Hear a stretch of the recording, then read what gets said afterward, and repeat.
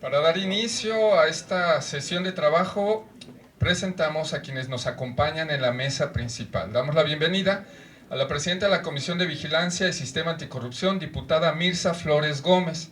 Nos acompaña el auditor superior del Estado de Jalisco, maestro Jorge Alejandro Ortiz Ramírez.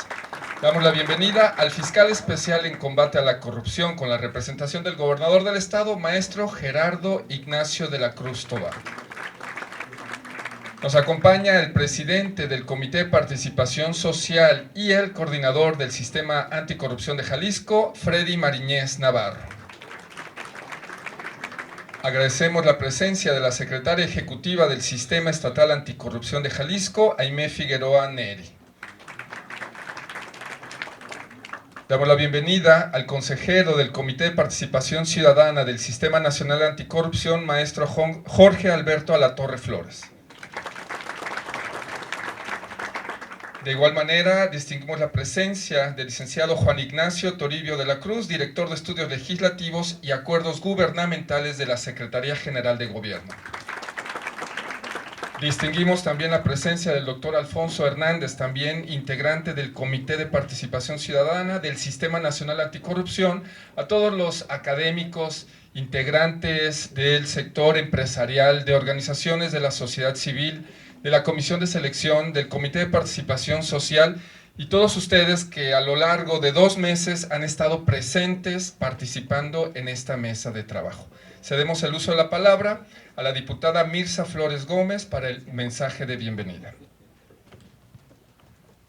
Muchas gracias, muy buen día, bueno ya son tardes, a todos les agradezco muchísimo su presencia, pero sobre todo es un día muy especial porque esta es nuestra última mesa de trabajo, que no quiere decir la clausura, y eso ya platicaremos la metodología más tarde con el doctor Jesús Ibarra, que me ayudará a que podamos explicar lo que sigue. Por lo pronto, es mi profunda gratitud, pero sobre todo el redoblar mi compromiso, no solamente con el trabajo que todos ustedes han venido haciendo, acompañando a una servidora y a todos los integrantes de la comisión, que tengo la responsabilidad y el honor de presidir, sino que para mí ha sido muy significativo que todas las autoridades, lunes a lunes, han venido acompañando este trabajo de mesas.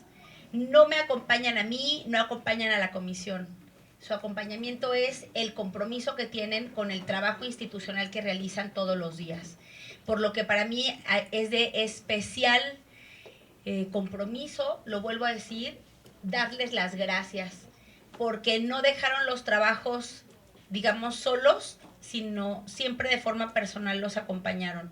Muchísimas gracias, Freddy, doctor Aimé, muchísimas gracias también, auditor, con quien tenemos un montón de trabajo que nos une, entonces es como ampliar nuestras líneas de acción y de trabajo. Muchas gracias, auditor fiscal, muchísimas gracias, le agradezco muchísimo, porque no tuvo falta ni un lunes tuvo falta. Muchas gracias de verdad, porque hasta yo tuve falta un día.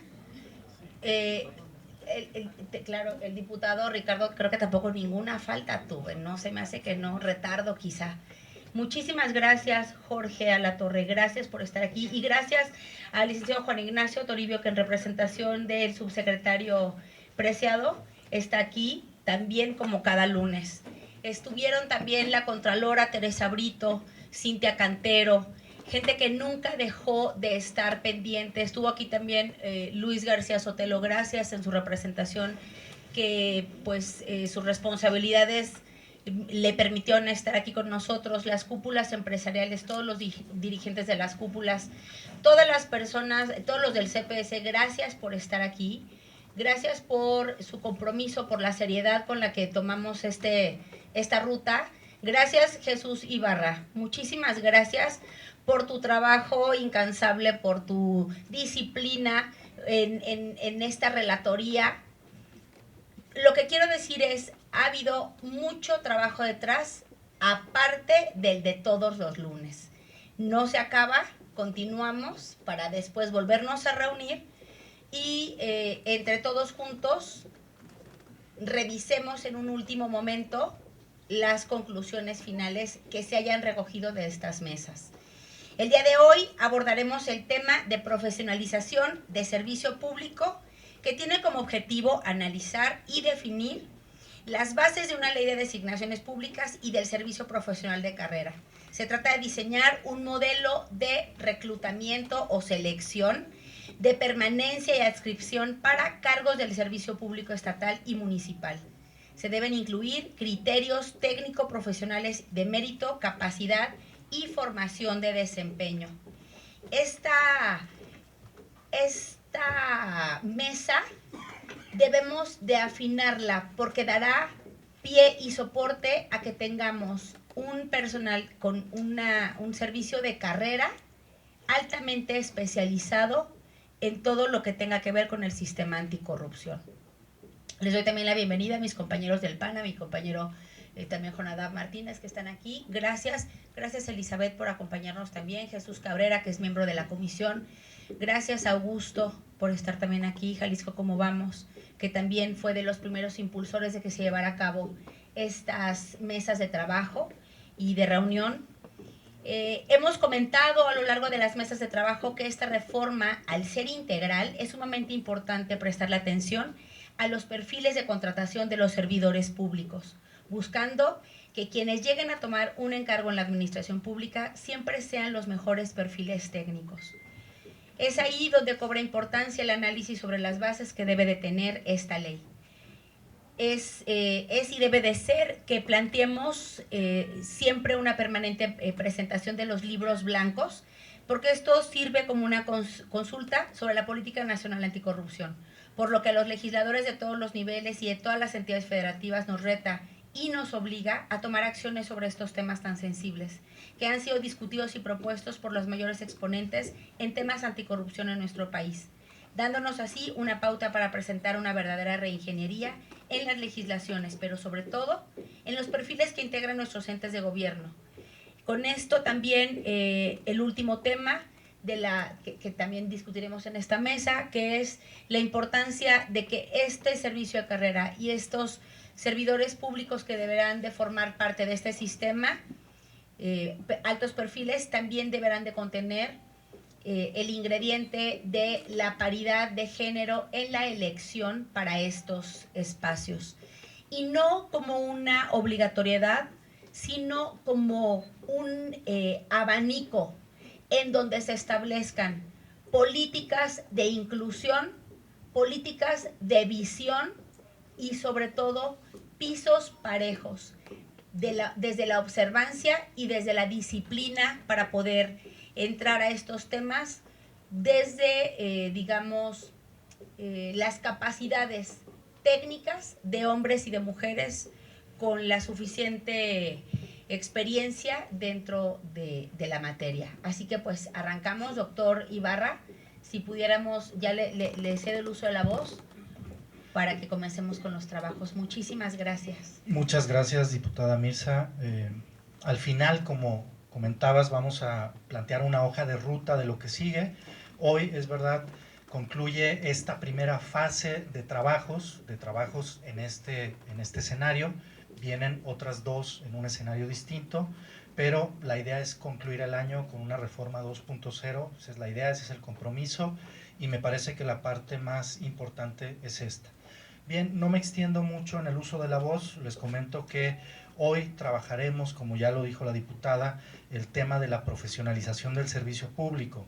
¿De qué se trata o qué propuestas recibimos? Bueno, el problema que subyace de fondo es lo que Mauricio Merino ha denominado la captura de los cargos públicos. Sobre eso trabajaremos hoy. Y esta captura de los cargos públicos mereció tres tipos de propuestas. Mereció propuestas tendientes a resolver el problema de las designaciones que hace el Congreso, también propuestas tendientes a instituir un servicio profesional de carrera y finalmente, en tercer lugar, propuestas que tienen que ver con la paridad de género en los cargos públicos. ¿De qué va entonces o de qué va la discusión de estas propuestas? Pues bien, el común denominador de las tres, tanto de las designaciones que hace el Congreso, de el servicio profesional de carrera y de la paridad de género, tiene que ver con evitar ese problema, ese común denominador que tiene que ver con que las fuerzas políticas capturan los recursos o a través de sus potestades de designación o de nombramiento, capturan o utilizan como botín político los puestos públicos, la nómina, en ocasiones se dice para pagar favores de campaña, en otros para incluir a los cercanos, compadres, amigos y demás. Eso no ocurriría con un servicio profesional de carrera. Otra cosa, otro vertiente del problema de captura tiene que ver con las designaciones del Congreso. Para que ese botín político de la nómina ocurra, se necesita que el cargo de mayor jerarquía que normalmente nombra el Congreso, hablemos de un magistrado, un fiscal, incluso algunos secretarios de Estado que ratifica el Congreso. El nombramiento de esos cargos tendría que ser independiente e imparcial, y para ello se propuso un mecanismo especial para lograr la mayor, pues que nadie tenga el control final de ese nombramiento. Desde luego ningún mecanismo es infalible. Finalmente, como ustedes saben, hay una reforma constitucional que obliga a que ya exista paridad de género en la integración de cargos públicos. Pues bien, esa reforma constitucional es momento de traerla a Jalisco a través de esta reforma. Entonces les decía, trabajaremos en este paquete de 3.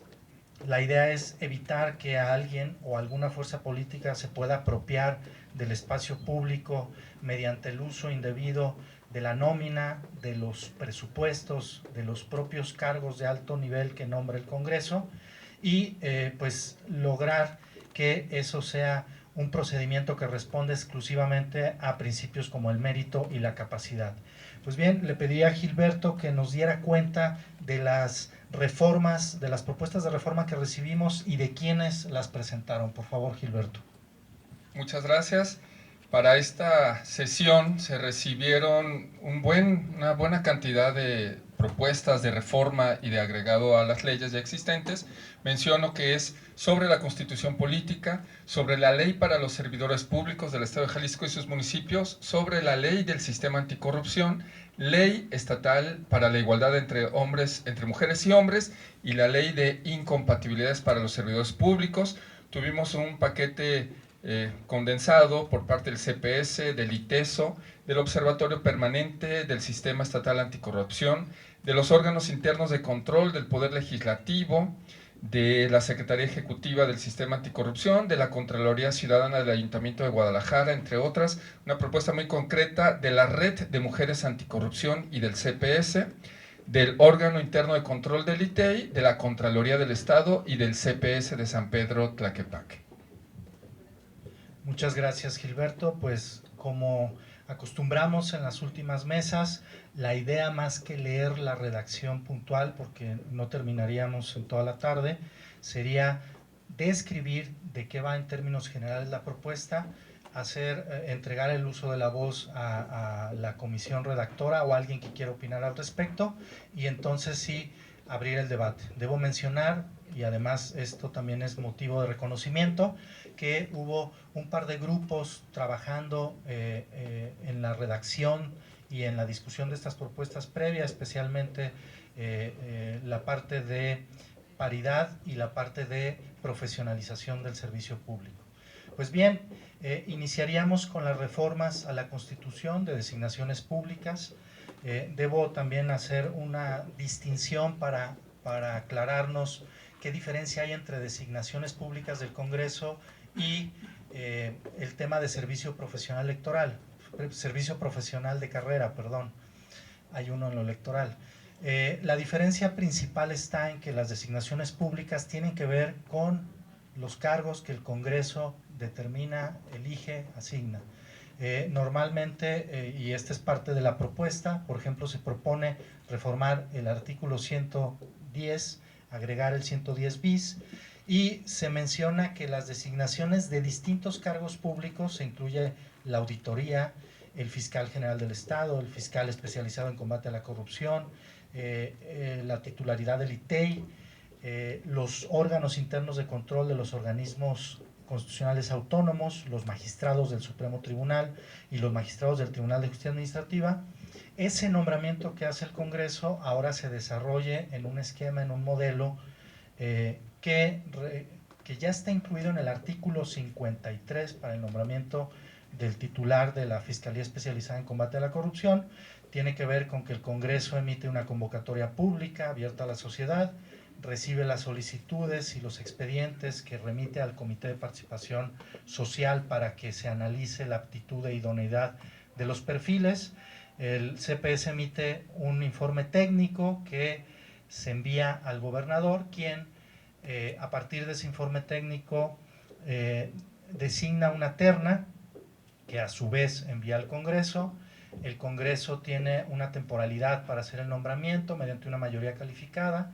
En caso de que la temporalidad se cumpla, se regresa al gobernador, el gobernador emite una segunda terna, y si de nuevo no se alcanza la mayoría calificada, el último eslabón sería una insaculación sobre esas dos ternas. Es un procedimiento ya conocido del fiscal anticorrupción. Se ha propuesto, por ejemplo, de parte del Comité Coordinador del Sistema Anticorrupción para el nombramiento de magistrados del Tribunal de Justicia Administrativa. Recientemente se reformó la Constitución para hacerlo muy similar en el caso de los magistrados del Supremo Tribunal de Justicia, y varios de los proponentes que participamos en esta redacción, en esta idea, pues creemos que era importante que hubiera un artículo de la Constitución que ya lo estableciera y agrupara a todos. ¿Por qué? Pues porque los nombramientos, aunque tienen un procedimiento similar, no es igual, es distinto el procedimiento puntualmente de auditor que el del fiscal anticorrupción, o actualmente también es distinto el del Instituto de Transparencia. Más allá de ajustar partes del procedimiento, lo importante es que ninguno de los que participa tenga la capacidad ni de bloquear el nombramiento, ni tampoco de dirigirlo. La idea es que haya varios tramos de decisión y cada uno de esos tramos sean autónomos e independientes, tanto del Congreso, del gobernador del estado, de la parte ciudadana del Comité de Participación Social, y desde luego todo en torno a la máxima publicidad y a una convocatoria abierta. Bien, esta propuesta me gustaría también que la comentaran parte de los que estuvieron en la mesa de redacción, Cecilia Díaz y José Bautista. Entonces, me gustaría ceder el uso de la voz a Ceci, por favor, del Observatorio Permanente del Sistema Anticorrupción. Adelante, Ceci. Sí. Buenos días a todos y a todas. En el grupo que estuvimos trabajando esto, quedamos de acuerdo en que, en principio, yo haga una contextualización general de cómo ha sido este proceso en los últimos años. Así pues, en julio de 2017, hace 2 años, terminábamos la serie de 7 mesas interinstitucionales para la implementación del Sistema Estatal Anticorrupción, convocadas en ese momento por el Poder Ejecutivo. Estuvimos presentes alrededor de 40 personas representando a la academia, a las cúpulas empresariales, al activismo ciudadano desde varios colectivos y a los 3 poderes de gobierno: ejecutivo, legislativo y judicial. Se iniciaron y se hicieron variadas consideraciones y abundantes propuestas para que las principales leyes, códigos y reglamentos relacionados con el Sistema Estatal Anticorrupción, que estaba por empezar a operar en Jalisco en ese momento, tuviera un marco jurídico adecuado que le diera un cimiento sólido y las capacidades legales para operar con eficiencia y oportunidad. El tema que hoy nos ocupa se trató entonces, y con un consenso muy amplio, se determinó la importancia de trabajar y armonizar leyes y reglamentos para que los nombramientos y designaciones públicas se alejaran del clientelismo, del patronazgo partidista, de las redes de poderes fácticos y el nepotismo como los factores determinantes para ser contratado, despedido o ascendido en algún puesto público. Muy poco o nada se avanzó en el tema debido a que la legislatura anterior hizo oídos sordos al respecto y la actual aún no ha trabajado para revertir esta situación. La ausencia de un servicio profesional de carrera bien estructurado y que, además de proveer la estabilidad laboral indispensable para que una persona haga bien su trabajo, incorpore también la selección con base en el mérito, ha causado graves desviaciones y sesgos en estratos muy amplios del servicio público. La propuesta que, como equipo de trabajo, presentamos hoy diversos colectivos ciudadanos tiene que ver con la urgente necesidad de caminar hacia una normativa jurídica profunda y amplia que, reforzada con la práctica cotidiana, porque también sabemos que puede haber leyes y reglamentos que no se cumplen, se aleje de los nombramientos discrecionales, de las contrataciones temporales que a menudo son ilegales y de los despidos arbitrarios. Situaciones todas que, como ya dije, afectan severamente al servicio público. Salvo en el caso de los puestos de más alto nivel, en los que se toman las decisiones y por lo tanto es necesario que exista un equipo más cohesionado y con un proyecto político común, el resto de los puestos públicos no deben asignarse con criterios partidistas, sino exclusivamente en función de la capacidad y los méritos de quienes aspiran al puesto. Así también se democratiza el acceso a estos puestos laborales a los cuales toda la ciudadanía debe tener igual derecho, pues se pagan con nuestros impuestos. La propuesta va encaminada a terminar con la práctica histórica de partidos políticos que después de ganar una elección asignan y reparten a discreción puestos a sus seguidores, apoyadores, amigos y parientes como premio por su colaboración en la victoria y como incentivo para seguir trabajando para el partido que les dio el puesto y no para la ciudadanía en general.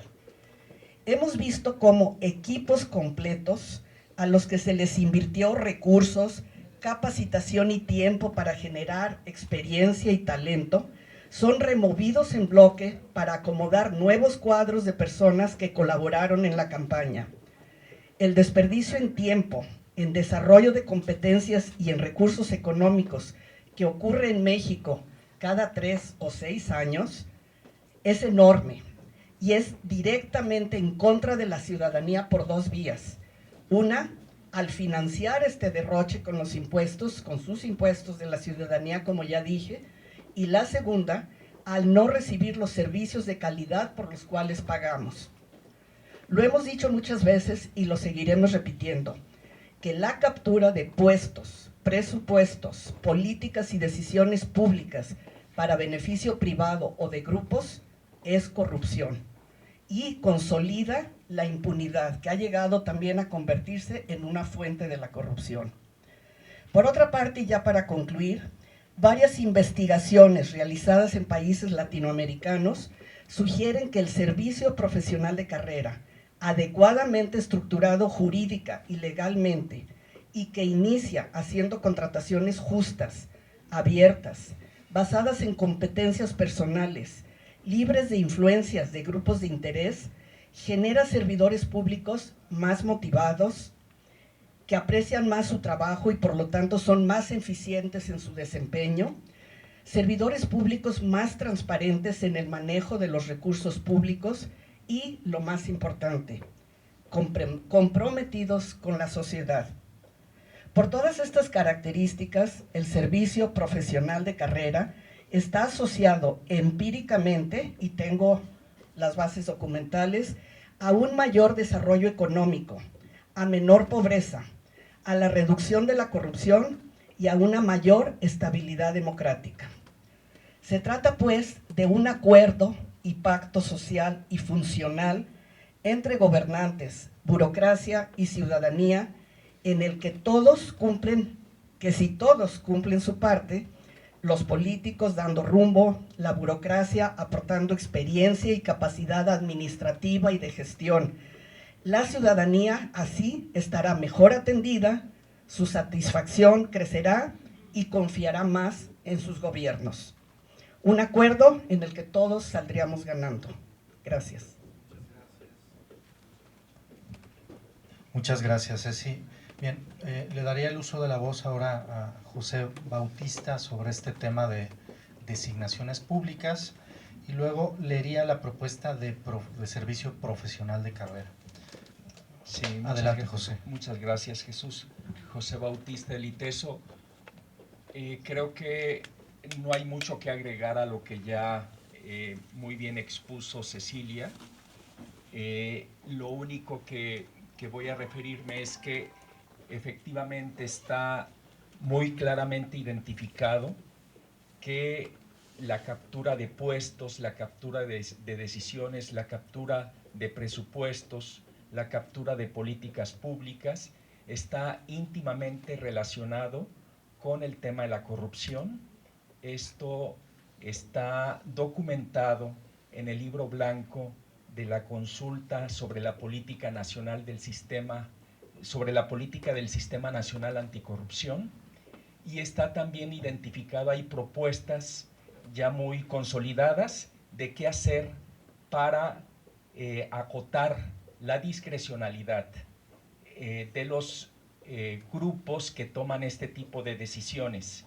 Lo que se plantea es transparentar, rendir cuentas de todo el proceso de designaciones e incorporar la participación ciudadana que vigile, que monitoree todo este proceso de las designaciones públicas. De lo que se enfatiza es que se considere el perfil del puesto y el mérito de las personas. De lo que se trata es de generar las condiciones para que se dé cabida a un servicio profesional de carrera y darle, no solamente hay que cumplir con un proceso legal, sino dotar de legitimidad a estas decisiones. De lo que se hace hincapié es de apuntalar el interés público sobre el interés privado de estos grupos. De eso se trata esta propuesta.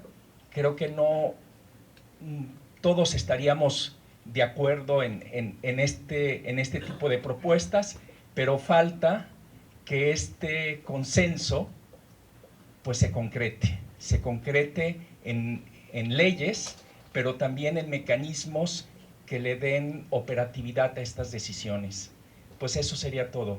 Gracias. Muchas gracias. Pues bien, la propuesta a consideración es agregar un artículo constitucional, pudiera ser con esta redacción o ajustada a lo que ustedes consideren, en el que los cargos públicos de alto nivel que designa el Congreso lleve un procedimiento como ya se ha descrito, y ya hay experiencias en Jalisco justo exitosas en ese sentido, con lo cual si hay comentarios al respecto, abro el micrófono para quien quiera opinar. Sí, hay dos palabras, Alberto Vallardo y Jorge Alatorre.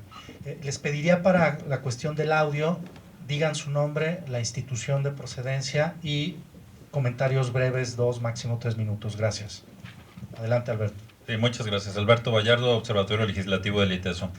Me parece que nada más, yo recomendaría que para la redacción se deje algo más genérico en cuanto a cuáles son los cargos y que finalmente pues tendría que ser las designaciones que haga el Congreso en general, es decir, no solo estas que están enunciadas, porque puede ser que se lleguen a crear otros puestos que ya quedarían fuera de esta normatividad y o tendría que implicar una nueva reforma a la Constitución. Entonces, más bien, pues dejar que aquellos puestos o aquellas designaciones que le corresponden directamente al Congreso del Estado, pues que sean estas. Si se quisiera precisar, pues yo diría pues aquellas que tengan que ver con el tema de garantizar los derechos humanos, pero en un sentido muy amplio y todo aquello que tenga que ver con evitar la corrupción, pero me parece que en realidad pues dejarlo genérico. De cualquier designación que lleve a cabo el Congreso. Correcto. Muchas gracias. Jorge Alatorre en la mesa principal, por favor. Gracias. Jorge Alatorre, consejero del Comité de Participación Ciudadana del Sistema Nacional Anticorrupción y con el sentido honor de haber estado aquí con ustedes en el Comité de Participación Social. Jalisco es reconocido entre los estados porque en la ley existen ciertos dispositivos que no cuenta ningún otro, no solamente el nombre de participación social, eso ya es anecdótico y nos echan mucha carrilla en muchos estados, sino por lo que el peso que se le da a la opinión técnica precisamente del Comité de Participación Social.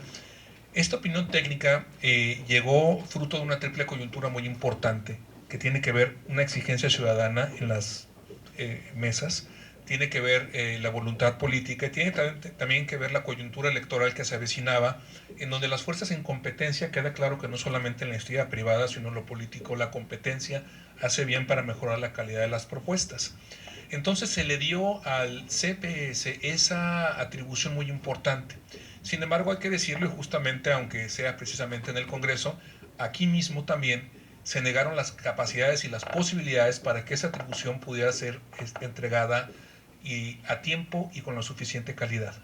Apenas hora y media después de nuestras designaciones, en una comida en la que estuvieron presentes también por fortuna integrantes de la Comisión de Selección, se nos entregó una convocatoria ya hecha para que nosotros entregáramos una opinión técnica en cuestión de 15, 20 días para el fiscal y en cuestión de un mes para auditor, órganos internos de control y magistrados de la Sala Superior. Una labor que se antojaba ante todo imposible y quizás esa era la intención.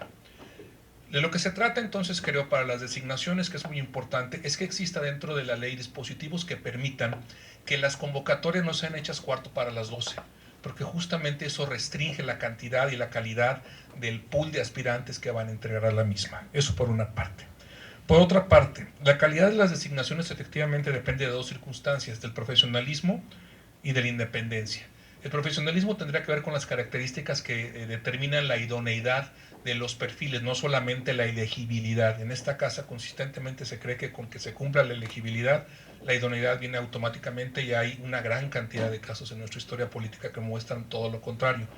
De lo que se trata entonces es que justamente se logre que la independencia, el profesionalismo de las personas que aspiran a estos importantes cargos, tanto del sistema anticorrupción, porque en un futuro pues habrá que haber una renovación, y entonces no sabemos quién está en el Congreso, no sabemos quiénes estén en el Comité de Participación Ciudadana, y por lo tanto las instituciones son las que deben de motivar el camino y no los hombres o mujeres que se encuentren al cargo.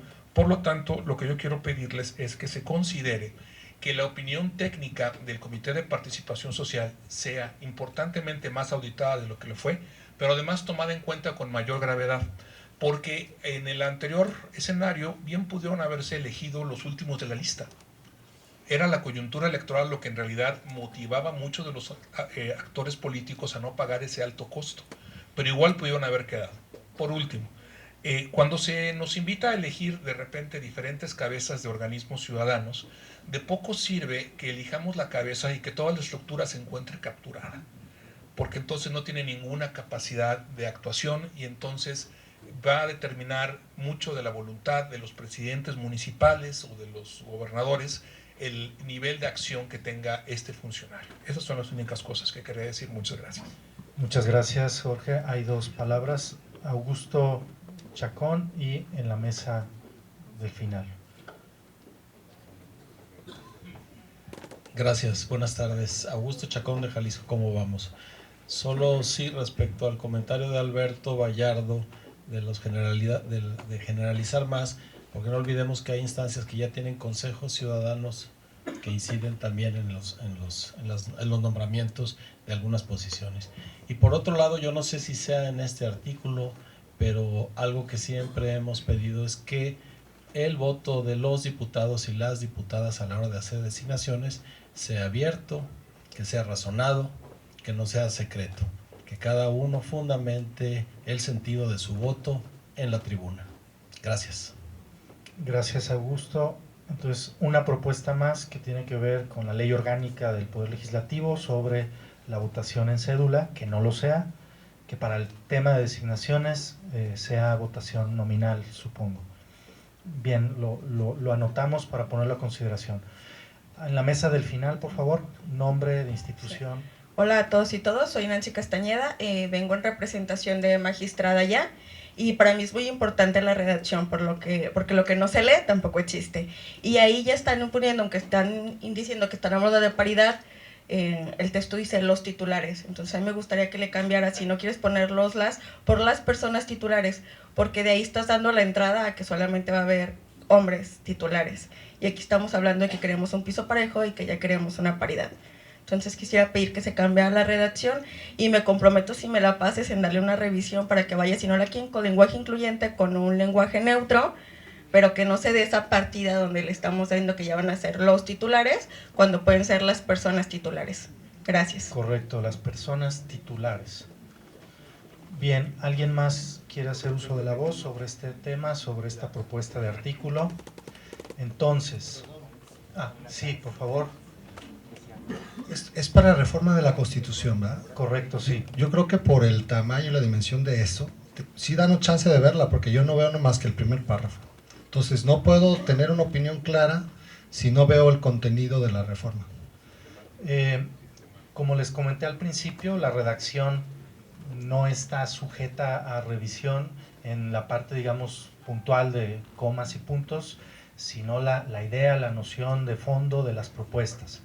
La propuesta es establecer para todos los cargos de designaciones que realice el Congreso un procedimiento similar al que ya está en el artículo 53 para designar fiscal especializado en combate a la corrupción, enfatizando algunos temas. El primero, que sea genérico, como lo decía Alberto Vallardo. El segundo, que además se le dé un peso fuerte a la opinión ciudadana, como lo decía Jorge Alatorre. Tercero, que también se modifique junto con ello la ley orgánica del Congreso para que los diputados y diputadas razonen su voto y lo hagan público y no sea como actualmente votación por cédula. En términos generales serían esos 3 puntos de acuerdo, con la redacción que la comisión considere más adecuada y dejándola justo para otra fase distinta, mucho más de asesores y especialistas legislativos. ¿Sí, de acuerdo? Bien, entonces, hay otro uso de la voz, por favor. Muchas gracias.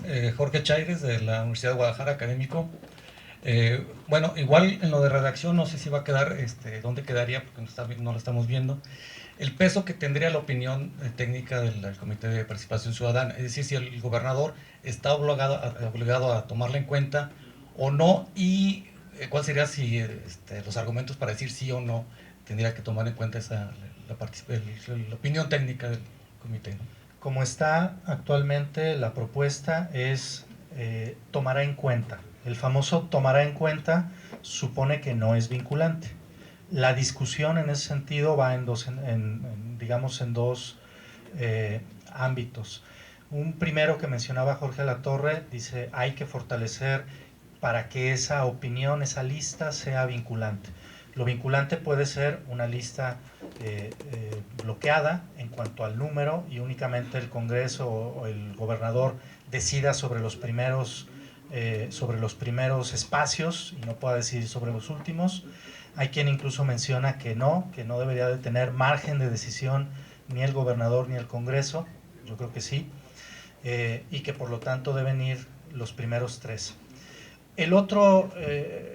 La otra perspectiva es que la opinión ciudadana no tiene que ser vinculante porque se convertiría en una autoridad.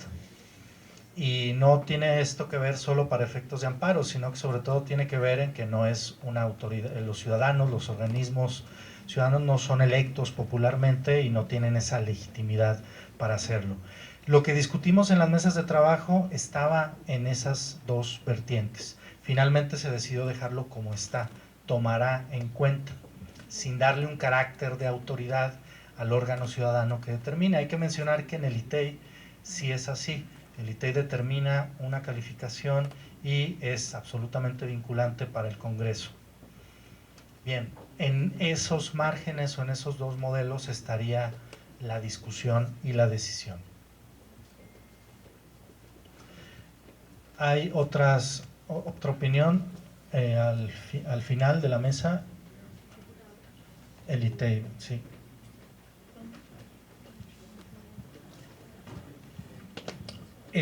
Muchas gracias. A ver, quisiera hacer un comentario políticamente incorrecto, en Se esta vale mesa. en esta mesa, se vale. Les doy un antecedente. Yo en la legislatura 60, estamos en la 62, yo fui de los que señaló públicamente cómo el modelo del Congreso era incorrecto. Yo propicié junto con mi grupo parlamentario una contraconvocatoria, aquella que publicamos en los medios de que si querías ser magistrado, solo que tuvieras 4 millones de pesos o tuvieras un amigo diputado. Es decir, ubico todo este argumento que se da para estas propuestas que se están dando. Pero también creo que no podemos llegar al otro extremo, por muchos motivos. Miren, uno de ellos es, es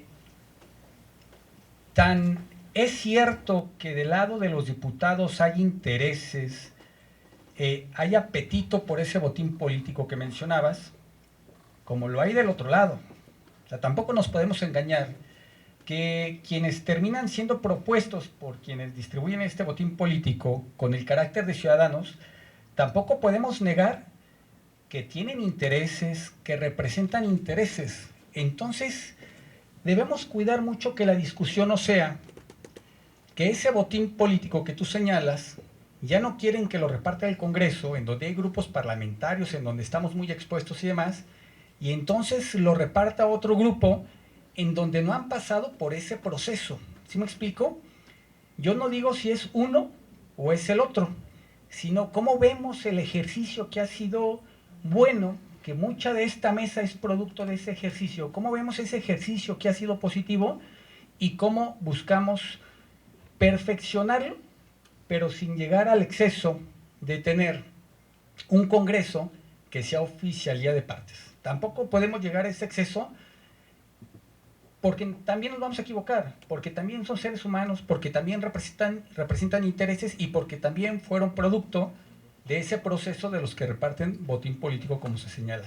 Solamente quiero, con el mejor de los ánimos, poner este concepto que seguramente se va a discutir cuando el producto de estas mesas nos llegue a los diputados. Muchos diputados lo han dicho en reuniones, que no están dispuestos a soltar el poder que tenemos. Yo creo que hay que hacer un ejercicio en donde todos estos procesos de designaciones estén en vitrina, sean muy claros, muy transparentes y todos nos sintamos obligados a que las decisiones que tomemos efectivamente sean públicas, sean justificadas, pero en un equilibrio en el que nos provoque tomar la mejor decisión, pero de ninguna manera en el otro extremo. Muy bien, muchas gracias. Recordemos justo que en lo que estuvimos o estamos de acuerdo el grupo de trabajo que hicimos la redacción es justo en lo que decía el diputado, que nadie tenga la capacidad ni de bloquear el proceso ni de dirigirlo, que haya tramos de decisión donde ningún tramo sea determinante y finalmente hay que señalar también que el Congreso es el órgano representativo que en última instancia tiene la responsabilidad de esos nombramientos. Bien, hay otro uso de la voz al final de esta mesa, por favor. Mario Alberto Beas, del Instituto de Transparencia. Únicamente para adicionar a este artículo, a esta propuesta de artículo, que no logré encontrar, es la máxima publicidad en el proceso de designaciones. Esto nos va a lograr inhibir los actos o un acto posible ocultamiento quizás de información y darle transparencia con la generación de micrositios, convocatorias, la transmisión si hay comparecencias ante los diputados nos va a ayudar a inhibir quizás posibles actos de corrupción. Correcto, entonces agregaríamos de alguna forma la parte de máxima publicidad. ¿Alguien más quisiera hacer uso de la voz? En la mesa del final, por favor.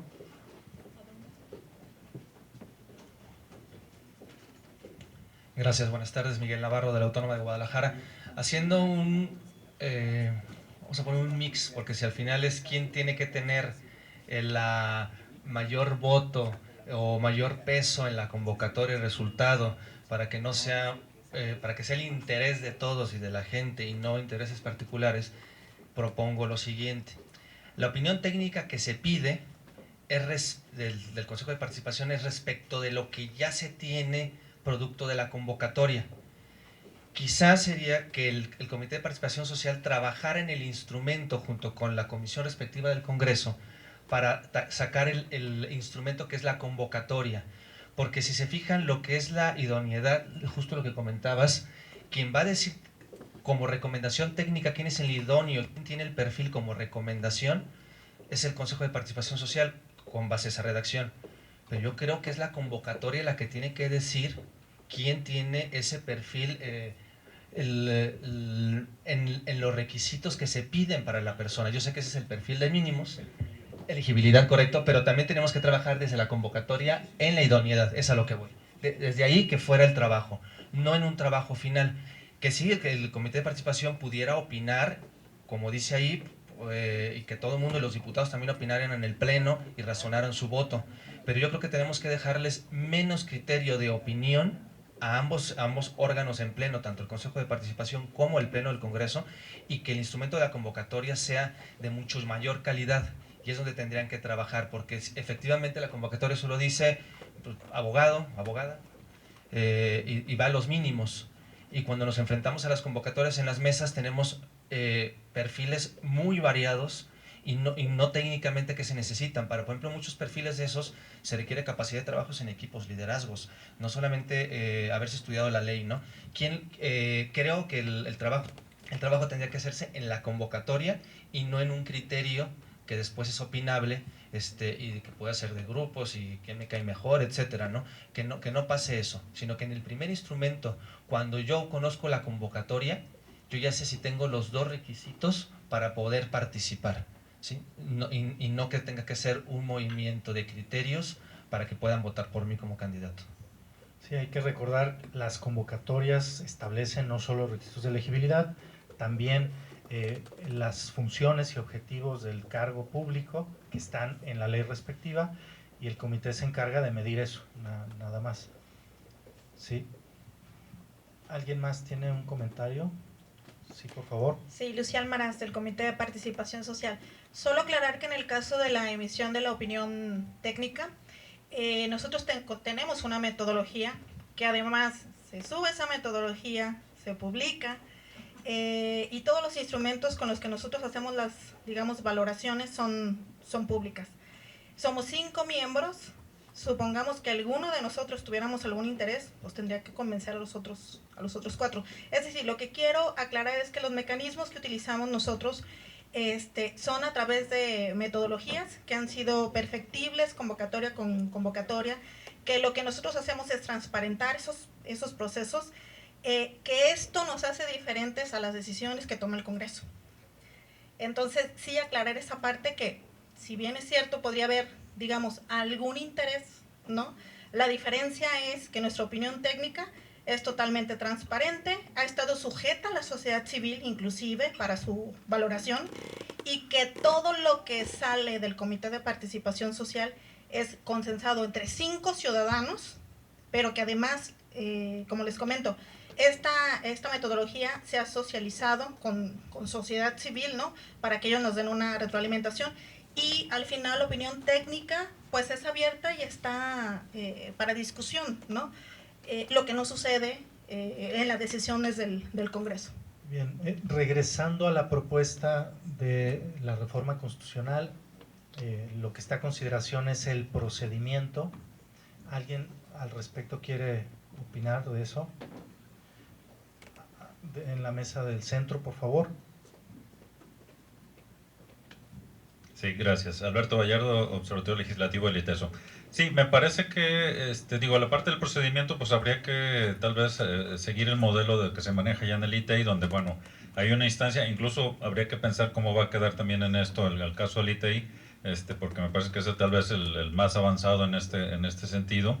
Pero pues ahí lo que se hace simplemente se hace tal cual lo que el Consejo Consultivo del ITEI elabora simplemente una lista ya con las calificaciones de los que acreditaron su idoneidad a través de los mecanismos que ya están previstos en la ley, y eso es lo que se le turna al Congreso.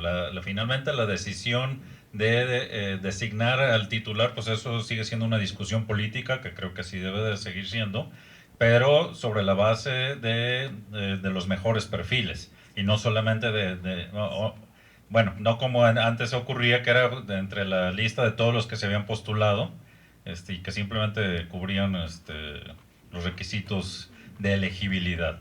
Entonces aquí me parece que sí habría que cuidar entonces esta parte de la idoneidad, y creo que el Consejo Consultivo del ITEI y las atribuciones que tienen me parece que se han hecho, o tal vez sea lo más avanzado que tenemos, simplemente eso, pero la facultad de la designación sigue estando en el Congreso. Correcto, es parte de la discusión sobre si le da un carácter vinculante, como en el ITEI, o como en otros nombramientos, que no es vinculante la opinión técnica. ¿Alguna otra consideración? Sí, en la mesa principal, por favor. Freddy Mariñez, presidente del Comité de Participación Social. Tomando la propuesta del compañero acá de la Universidad Autónoma de Guadalajara, creo que se puede pensar, no está descabellada, que participe en el Comité de Participación desde las convocatorias, de la elaboración de las convocatorias, no solo en el proceso, la opinión técnica solo en una vez que las convocatorias se hayan hecho. Parece ser interesante porque nos han enviado para hacerle la opinión técnica a gente que no tiene los niveles y en el perfil del cargo. Y eso nos ha llevado a nosotros a grandes problemas, incluso amparos, etcétera, ¿no? Yo creo que pensemos, me gustó esa propuesta, que el Comité de Participación participe desde la elaboración de la convocatoria con los diputados. Gracias. Bien, a ver, me parece que no estamos de acuerdo en los procedimientos, hay énfasis distintos, que sí sea vinculante, otras posturas que no sea vinculante, que se participe desde la convocatoria, otras que sea únicamente recibiendo los insumos del Congreso.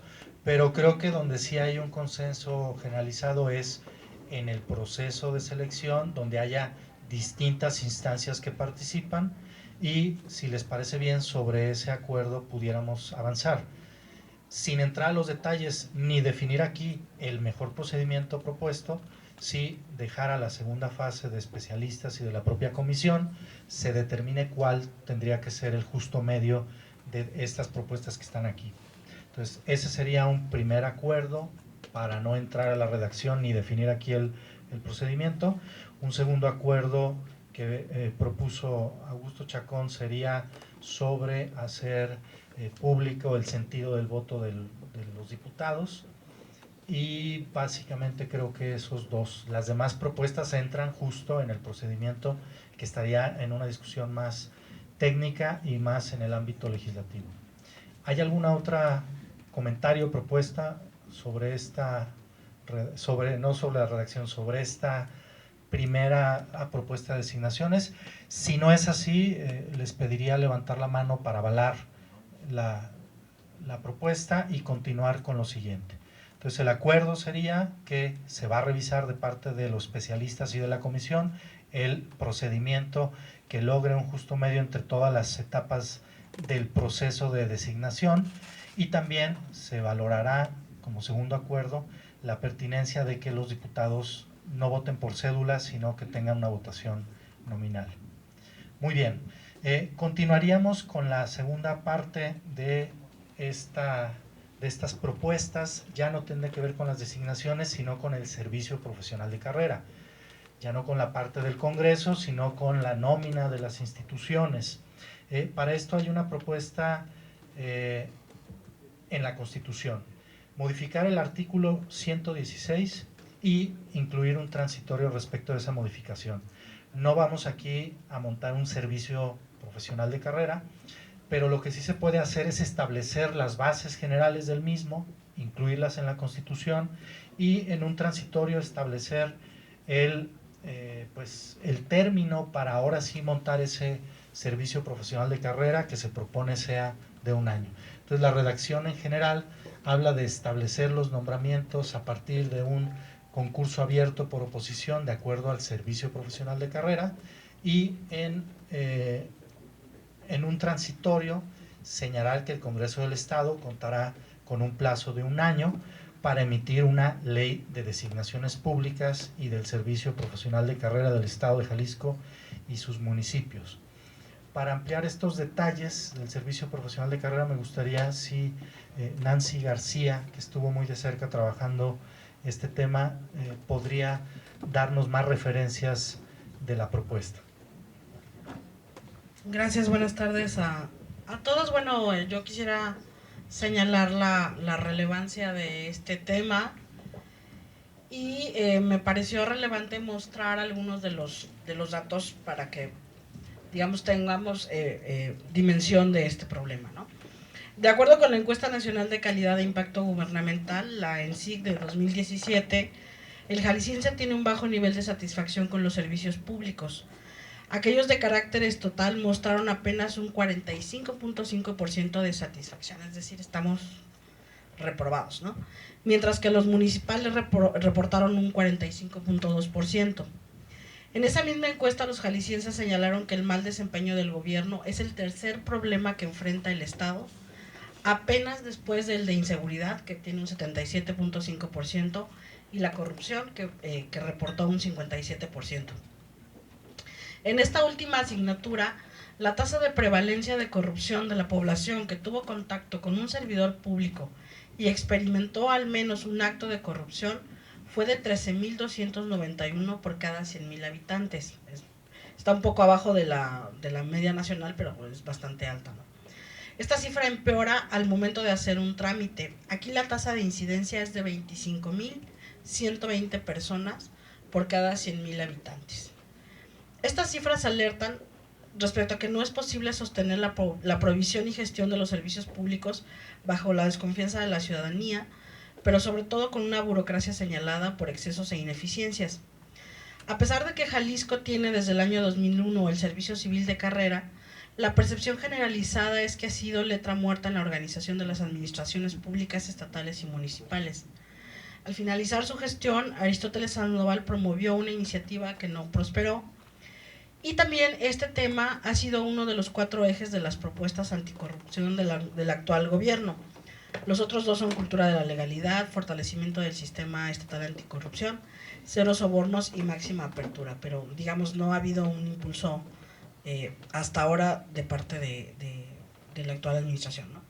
Entonces, el tema está en la agenda pública. La iniciativa que discutimos y que trabajamos en colectivo, básicamente contempla transitar de un servicio civil a uno profesional, es decir, ya no arrastrar el diseño de un servicio profesional, y además pretende fortalecer el diseño de los subsistemas que tradicionalmente han estado en las distintas modalidades de leyes de servicio profesional que hemos tenido en el país, ¿no? Estos subsistemas, para quien no conozca más de este tema, son planeación, ingreso, desarrollo profesional, capacitación y certificación de capacidades, evaluación y desempeño, separación, control y evaluación, y sobre todo un registro único del servicio civil el servicio profesional de carrera, que yo creo que sería muy importante que se consolidara en el Estado. Digamos, esa fue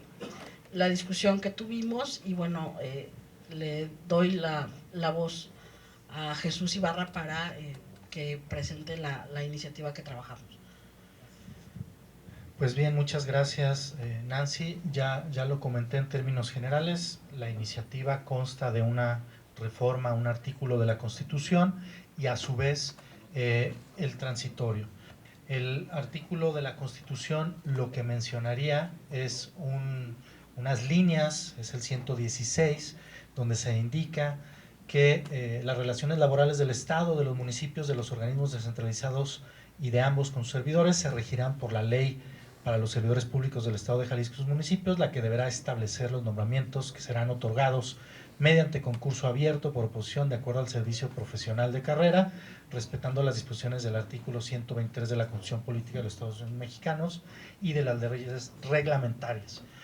Repito, como no haríamos aquí el diseño completo adecuado de un servicio profesional de carrera, la segunda propuesta es que en un transitorio se indique que se tendrá el plazo de 1 año para ese diseño adecuado que pues revitalice el actual, que no ha rendido los frutos que esperamos.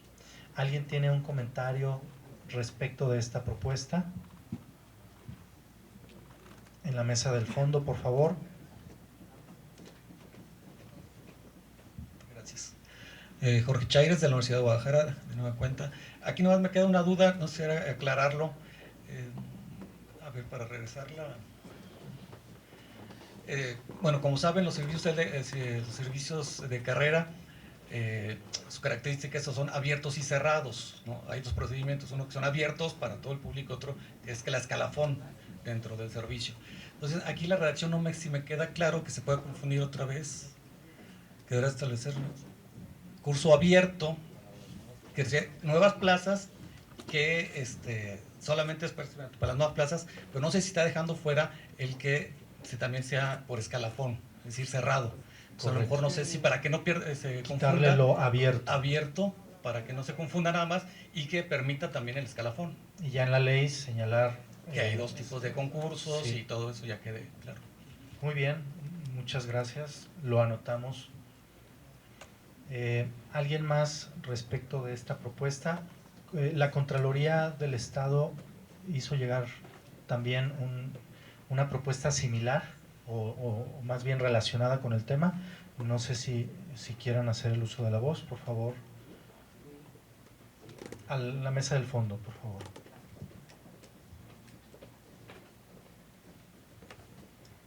¿Qué tal? Raúl Simancas, de la Contraloría del Estado. Efectivamente, y concatenando esta reforma constitucional, que sería el primer paso hacia transitar a un servicio profesional de carrera en el servicio público, nosotros también nos dedicamos a revisar lo que ya existe, que ya se ha mencionado aquí, que es un poquito anacrónico, las reformas del 2001, consta y está presente en la Ley para los Servidores Públicos del Estado de Jalisco y sus municipios, y a la par de que este proceso se lleva, digamos, esa vacatio legis que quieren dejar de 1 año para que el Congreso presente la iniciativa y genere las normatividades más puntuales, nosotros trabajamos sobre lo que ya existe. Es decir, en ese capítulo de la Ley para los Servidores Públicos llevamos al texto vigente la posibilidad de los valores y principios que esperamos o son deseables en los servidores públicos que vayan a participar en este sistema. Y a lo cual homologamos lo que ya nos dicta el Código de Ética y Reglas de Integridad para los Servidores Públicos, que también se encuentra vigente. Entonces queremos uniformarlo en la normatividad y en las expectativas para los servidores públicos que se desempeñen. De igual manera, encontramos la posibilidad de modificar artículos que regulan el actual servicio civil de carrera, así lo califica la ley. Todavía no se transita a ese servicio profesional, como quieren generarse y entablarse esa normatividad. También acotamos algo que no existe y que actualmente es importante, que es la evaluación de los servidores públicos.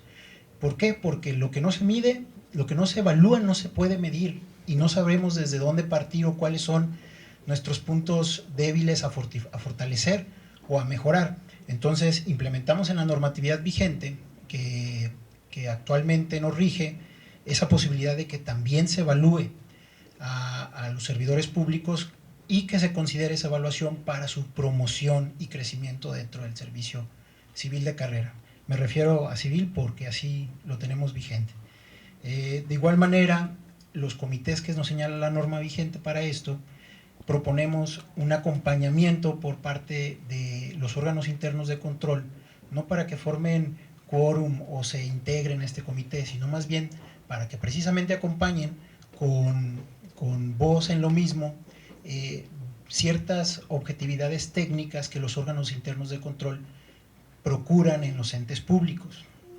Es parte de la propuesta de reforma que generamos y como entendemos también que el servicio implica el personal de los entes públicos, hay que reconocer que actualmente existen personas que por su trayectoria han tenido derechos laborales adquiridos y se reconocen generalmente como trabajadores de base.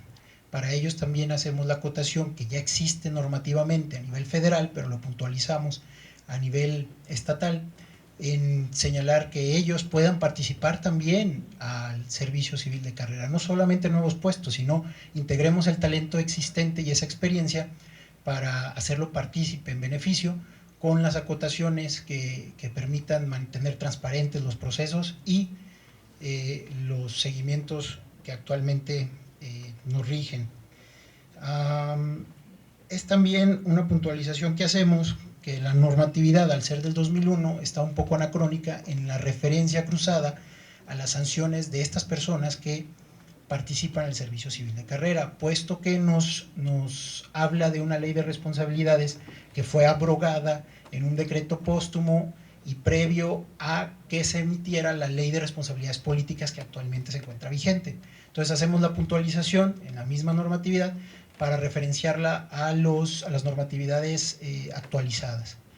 Básicamente, en ese tenor, concluimos con una propuesta de transitorios para darle tiempo a todos los entes públicos, puesto que esta normatividad no solo atañe a los poderes estatales, sino también a los municipios, para que implementen, se adecúen y fortalezcan, si es que ya existe en su ámbito de competencia y de aplicación, un sistema o ya un proceso relacionado con el servicio civil de carrera, posteriormente denominado de profesionalización. Perfecto, muchas gracias. Solo una pregunta, ¿estas propuestas estarían de acuerdo que fueran a lo largo de ese periodo de un año discutidas? Nos parece prudente, a final de cuentas viene a fortalecer la propuesta que ustedes señalan en un año más, simplemente en los puntos claves, pueden o acompañarse o subsumirse dentro de la nueva ley que se vaya a generar, o que actualmente esa normatividad que nos rige se le puedan sumar para aplicación inmediata. Esa prudencia y dentro de la competencia del legislativo para que lo valoren y lo consideren, como bien siempre nos ha señalado la Contralora. Correcto, muchas gracias. ¿Otra opinión al lado? Sí, gracias, por favor. Buenas tardes. Nombre... Pedro Saavedra, del municipio de San Pedro Tlaquepaque. Miren, hay una experiencia, de hecho, que incluso se está presentando ahorita en el tema del servicio profesional de carrera policial. El cómo se ha estado trabajando, tanto cómo ingresan y cómo permanecen los elementos, porque se difieren muy claro los requisitos de ingreso y permanencia. Entonces, en un servicio profesional o servicio civil sería importante sí definir esos requisitos de ingreso y requisitos de permanencia. Entonces, prácticamente, por ejemplo, en el caso de los requisitos de permanencia, lo que tenga que ver con la con la formación, que ahora, bueno, lo que se manejaba anteriormente como capacitación, los resultados de evaluación de desempeño, los resultados de promociones, todos esos tipos de resultados forman parte de los requisitos de permanencia. Y también el acatamiento a todo lo que tiene que ver con condiciones generales de trabajo, con respetar las obligaciones, las prohibiciones, y que tiene que ver precisamente con la violación, precisamente en dado caso de que se dé a esta parte de los requisitos de permanencia. Entonces, bien importante sí clarificar es que haya requisitos de ingreso y requisitos de permanencia bien establecidos, porque prácticamente esto da las bases, sí, claras, de que todo el público, uno que conozca, al menos el que va a ingresar, qué requisitos son los que va en su momento con los que va a concursar para ingresar, pero también en su momento, una vez que llegue, pues en qué me voy a basar para permanecer, porque sí, aquí el asunto no es llegar, sino permanecer, porque sí, prácticamente el hecho de permanecer implica que se cumpla con ciertos alineamientos que en su momento deben ir precisamente en la regulación. Entonces, sí quería dejar esa parte, requisitos de ingreso y requisitos de permanencia, porque sí es importante clarificar. Por ejemplo, en el caso de lo que comentaba aquí el compañero de las promociones y ascensos, en el caso de cuando se queda una vacante, de inmediato el que tiene preferencia es de los que ya están a participar en el concurso. Si después de ese concurso no hay quien lo pueda cubrir, entonces se abre la convocatoria externa, y en ese sentido, una vez de forma externa, se abre la convocatoria y, de acuerdo a los requisitos de ingreso, pues entra. pero sí se le da preferencia a los que están adentro para cubrir la vacante que en el momento surja, y en ese sentido posteriormente se cubre con una convocatoria externa. Muy bien. También del Poder Judicial nos decían que era importante los requisitos de adscripción, no solo de ingreso. Será parte de la discusión sobre el modelo. Otro comentario en la mesa principal, por favor. Muchas gracias, doctor Ibarra. Quisiera nada más que pudiéramos dejarlo para futura discusión, un aspecto importante que deberá de fortalecer al servicio profesional de carrera, que es que deberá de ser un requisito sine qua non, la permanente actualización y quizá incluso examen para que se puedan seguir quedando, porque te encuentras cuando ya estás de este lado realizando trabajos de responsabilidad, muchas veces con equipos que ciertamente son gente de base, que ciertamente han acreditado en otros momentos tener experiencia técnica en según qué tema, y a la hora que llegas pues es gente que se volvió inamovible y que no siempre van a tener el compromiso de sacar el trabajo, porque, como lo decían ya en momentos anteriores, porque también ellos responden a otros intereses que tú desconoces. Entonces, yo creo que no hay nada más imparcial que la capacitación permanente y que un examen, o para promoción, ¿no? Vamos, para elevarles este espacio de ascenso o de permanencia o de salida, que siempre estén probando que están actualizados en los temas especializados. Y con esto me refiero a todas las áreas de gobierno, claro, especialmente en aspectos que tengan que ver con el sistema que aquí nos merece la atención, que es el sistema anticorrupción. Correcto. Entonces sería hacer un énfasis muy claro en la evaluación. Sí, un énfasis, como agregarlo nada más para seguirlo después, claro, digo, discutiendo y asentando. La evaluación para la permanencia. Ceci, por favor. Sí, totalmente de acuerdo, y creo que, vamos, partimos de que un servicio profesional de carrera incluye eso, o sea, precisamente que nadie se vuelva inamovible. Pero sí quiero también, respecto a por qué mencionamos esto, porque hemos visto, y esto en primera persona lo he visto, como muchos cargos y empleos públicos se contratan por 3 meses y así, para que también no darle ninguna estabilidad aún a la gente muy capaz. Entonces, vamos, cualquier extremo es malo.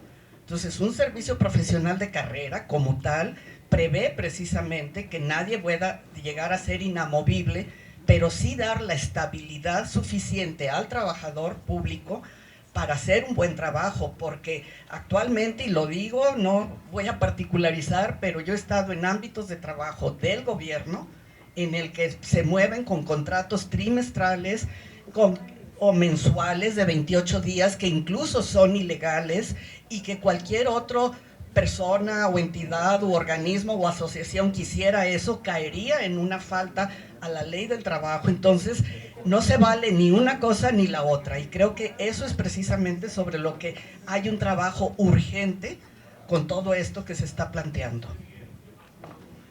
Muchas gracias. Muy bien, sobre este tema en la mesa del centro, por favor.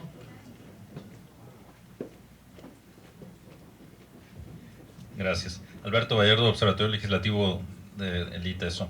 Sí, nada más para puntualizar, me parece que la propuesta también estaba enfocada a que esa ley del servicio profesional de carrera aplica para todas las instancias de gobierno, es decir, no solo lo que tenga que ver con el sistema anticorrupción, precisamente porque en el ámbito, en el ánimo de favorecer la construcción de integridad pública, pues entonces todo servidor público tendría que pasar por este servicio, de manera que entonces se elimine pues esa discrecionalidad, como ya en su momento lo había comentado Cecilia Díaz. Es decir, entonces no solo a lo que esté directamente implicado con el sistema anticorrupción, porque pues en realidad pues nada quedaría fuera en la práctica, pero me parece que sí es importante que quede explícito que esto tiene que ver entonces con todas las instancias de gobierno, y no solo del Congreso, sino de los tres poderes, los órganos autónomos y los municipios, que es como de alguna manera ya está enunciado pues en el título que podría llevar la ley. Correcto, la propuesta efectivamente es en términos de una ley de designaciones públicas y del servicio profesional de carrera del Estado de Jalisco y sus municipios. ¿Algún otro comentario? Sí, en la mesa principal, Freddy. Freddy Maríñez. Lo que dice Cecilia, mire, está cargado de una ideología, y te lo voy a explicar por qué. Y allí no solo la ley va a resolver eso, sino el modelo de gestión. Justamente lo que está planteando Cecilia es el modelo de gestión de la nueva gestión pública, que plantea la flexibilidad laboral. Entonces tenemos que resolverlo esto en la ley, pero también resolverlo en la ley de administración pública. ¿Cómo van a ser los modelos de gestión en cada instancia de la administración pública? Porque esto no lo va a resolver la ley. Este es un problema, no un problema, un modelo que nos está viniendo desde hace más o menos unos 20 años y que está muy ligado a las tecnologías de información, a todo el proceso de avance que tenemos en la administración pública. Entonces yo considero más bien que tomar en cuenta esto, pero también ver la posibilidad de replantearnos o revisar la ley de administración, la ley orgánica de administración pública. Gracias. Muy bien, muchas gracias. Hay una propuesta también de Marta Patricia Armenta sobre este tema. Antes de continuar, para ya tener el paquete completo, le pediría que nos lo explicara. Incluye, además de la Constitución, también la ley de incompatibilidades. En la mesa del fondo, por favor.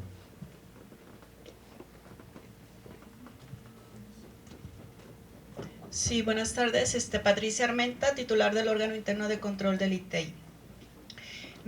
Mi propuesta en la Constitución Política es el agregar un artículo 112 bis, toda vez que el 112 que tenemos actualmente se encuentra muy restringido en cuanto a quienes podrán tener en una incompatibilidad de empleo.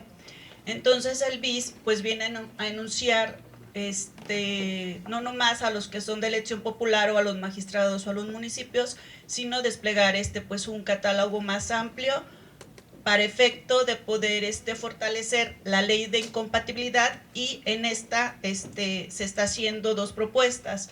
Una precisamente es el fortalecimiento de esta ley en base a lo que está actualmente con todas las reformas del sistema anticorrupción, y la otra sería en el sentido de abrogar esta ley de incompatibilidad y crear una nueva donde sea más bien preventiva y no correctiva, como la que tenemos actualmente, llamándole una ley de compatibilidad en la función pública, en la administración pública. Y esto estaría más hablando de que una persona cuando entra al servicio público pues establezca que o nos informe o informe a la dirección administrativa donde va a ser contratado, si está actualmente en un cargo público o no, para efecto de que la dependencia que lo va a contratar pueda verificar si empleo va a ser compatible o incompatible, y pues al final de cuentas, si fuese el caso de que no es compatible, pues que no se le llegue a contratar. Y pues en general es como la propuesta. Gracias. Una pregunta solo para afinar la propuesta. ¿Qué diferencias habría con lo que ya contempla la Ley General de Responsabilidades Administrativas respecto del conflicto de interés? ¿Sería algo más específico? ¿Sería regular lo que está en esa ley general? ¿De eso estamos hablando? No, lo que pasa es que son dos temas. Esta ley de incompatibilidad está regulada precisamente con el artículo 112 constitucional, que es el que tenemos muy en específico. Y pues bueno, el conflicto de interés se pudiera como caer también como en ese supuesto, pero es una ley independiente. Muy bien, ¿algún comentario al respecto de estas propuestas que tienen que ver con el servicio profesional de carrera? Como ven, lo que hay es un acuerdo sobre la mesa sobre una reforma constitucional para dar viabilidad a un espacio de un año en el cual se discutirá y se valorará el mejor modelo para lograr lo que en esta mesa se ha discutido. Entonces, si no hay otro comentario, les pediría avalar la propuesta para que ello ocurra, levantando la mano, y pasaríamos al siguiente tema. Muy bien, muchas gracias. El siguiente tema tiene que ver con el tema de la paridad, y debo decir además que no solo hubo propuestas respecto de la paridad, que es una obligación desde la Constitución General para integrar cargos públicos, sino también de perspectiva de género en el ejercicio de esos cargos.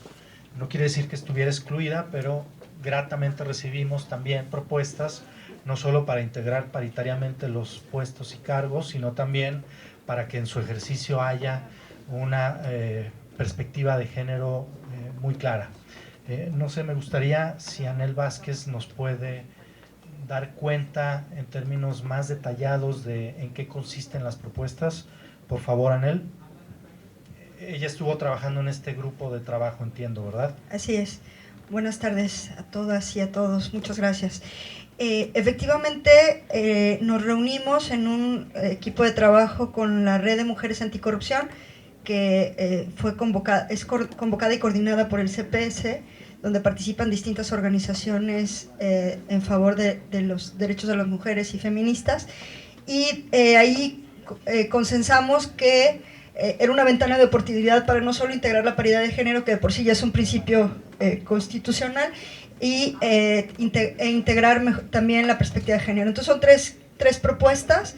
Una es la paridad de género en el sistema, todas con respecto al sistema estatal anticorrupción solamente. Paridad de género, perspectiva de género y enfoque en derechos humanos, y finalmente el del lenguaje incluyente, ¿no? En paridad de género, entonces, como les decía, lo que buscamos es un efectivo cumplimiento del principio constitucional de la paridad de género, con el objetivo de lograr igualdad de oportunidades para el acceso a los cargos públicos que integran al menos, nos gustaría que fuera todos, pero al menos en el sistema estatal anticorrupción. Y el segundo, perspectiva de género y enfoque de derechos humanos, lo que buscamos es que todos los productos del sistema estatal anticorrupción tengan perspectiva de género y enfoque a los derechos humanos, es decir, diagnósticos, criterios, planes de trabajo, conceptos, metodologías, todas con perspectiva de género y enfoque de derechos humanos, políticas públicas en todo su ciclo, es decir, desde el diagnóstico, la formulación del problema, implementación, evaluación, etcétera, con perspectiva de género. Y lo hacemos no solo porque es un tema de moda o políticamente correcto, sino porque creemos que la perspectiva de género puede ser una estrategia para no permitir que se perpetúe la desigualdad, ¿no? Entonces, y además porque hemos revisado ya hemos tenido 2 talleres, 2 conversatorios, en donde hemos dado cuenta que la corrupción tiene efectos diferentes en los hombres y en las mujeres, por un lado, y por otro lado también el concepto de corrupción o el tipo de corrupción que afecta a las mujeres también es diferente. No sé, un ejemplo es el de nos dimos cuenta que, según varios estudios que muestran evidencias, que la pequeña corrupción, por ejemplo, es la que más afecta a las mujeres. Entonces, una política pública que no incluya la perspectiva de género probablemente deje de lado la pequeña corrupción y entonces afecte, por lo tanto, perpetúe las condiciones de desigualdad, por ejemplo, ¿no? Y finalmente, en el lenguaje incluyente, incluimos, por ejemplo, en todos estos casos que habla de el secretario técnico, decimos la persona titular de la Secretaría Técnica, ¿no? En una parte dice los ciudadanos mexicanos, entonces las personas de nacionalidad mexicana, etcétera. Entonces tratamos de, un poco por lo que decía nuestra compañera Nancy por allá, que lo que no se ve no existe, entonces queremos que se vea para que exista. Entonces, básicamente son esas 3 propuestas. No nos quedamos, como bien lo comentas, en paridad, sino nos fuimos a perspectiva de género también. Obviamente fue muy general porque entendemos que es ley, ¿no? Después de eso tendrá que modificarse en estatutos, reglamentos, tendremos que hacer lineamientos, protocolos, etcétera, pero por lo pronto queríamos que quedara y en la ley estatal anticorrupción. Muchísimas gracias. Es reforma a la ley estatal anticorrupción. Correcto. ¿Alguien más quiere hacer un comentario al respecto de esta propuesta? Sí, en la mesa del centro, por favor. Son 3 propuestas relacionadas con género, paridad, perspectiva de género y lenguaje incluyente. Adelante, sí. por favor. Buenas tardes, mi nombre es Alejandra Molina y vengo de parte de la Contraloría del Estado. Nosotros tenemos 3 propuestas. La primera es a la Constitución Política del Estado de México, para que en la parte donde en el artículo 6, ¿mande? Perdón, del Estado. ¿Qué dije? Del Estado de Jalisco. En el inciso B del artículo 6 se diga ser votado o votada en condiciones de paridad para todos los cargos de elección popular. Esto pues para hacer ya una armonización con la Constitución Política de México, donde ya establece que se aplique de manera obligatoria en todos los órdenes y niveles de gobierno el principio de paridad. La que sigue tiene que ver con perspectiva de género, que es a la Ley Estatal para la Igualdad entre Hombres y Mujeres, en el artículo 36 del Sistema Estatal para la Igualdad entre Hombres y Mujeres. El objetivo es que se establezcan medidas para la prevención, combate, erradicación del hostigamiento y del acoso sexual, laboral y escolar en las instituciones públicas, privadas, espacios públicos y comunitarios del Estado. Esto porque pues sabemos que la violencia de género no es exclusiva del ámbito público, sino que se da en todos los ámbitos, en el privado, en el social y pues básicamente en cualquier organización, por lo que creemos que es muy importante que también se establezcan medidas en estos otros ámbitos. Y la otra es en el artículo 74 de la misma ley, donde menciona que los poderes públicos del Estado deberán establecer medidas también para la prevención, combate y erradicación del hostigamiento y el acoso sexual. Sabemos que ahorita existe un protocolo para combatir esto a nivel estatal, pero no solo nuevamente es competencia de la administración pública estatal, sino que debería de ser pues de todos los niveles y de todos los poderes. Y básicamente es eso.